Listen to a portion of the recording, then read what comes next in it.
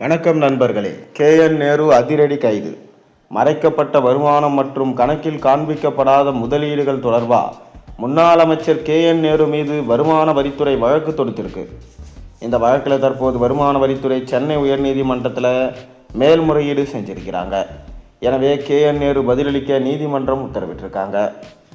2013-14 மற்றும் 2015-16 வரையிலான மதிப்பீடு ஆண்டுகளில் KN நேரு தாக்கல் செய்த வருமான வரி கணக்குகளில் முரண்பாடு இருப்பதா சொல்லி வருமான வரித்துறை குற்றம் சாட்டி இருக்கிறாங்க.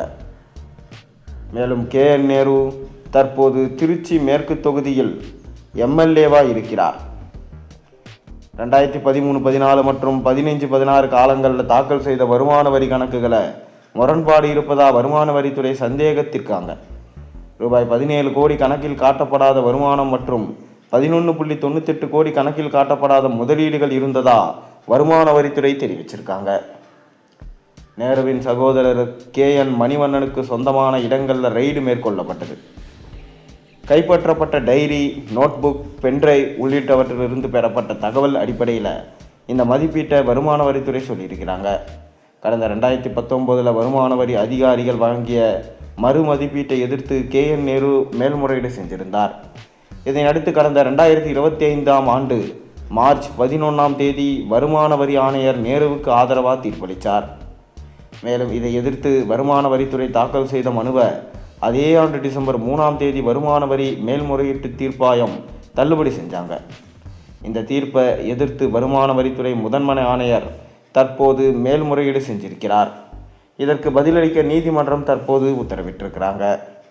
மேலும் KN நேரு அவர்கள் ஏற்கனவே நகராட்சி மற்றும் குடிநீர் வழங்கல் துறையில் கிட்டத்தட்ட 1050 கோடிக்கு மேலே ஊழல் செய்திருக்கிறார்.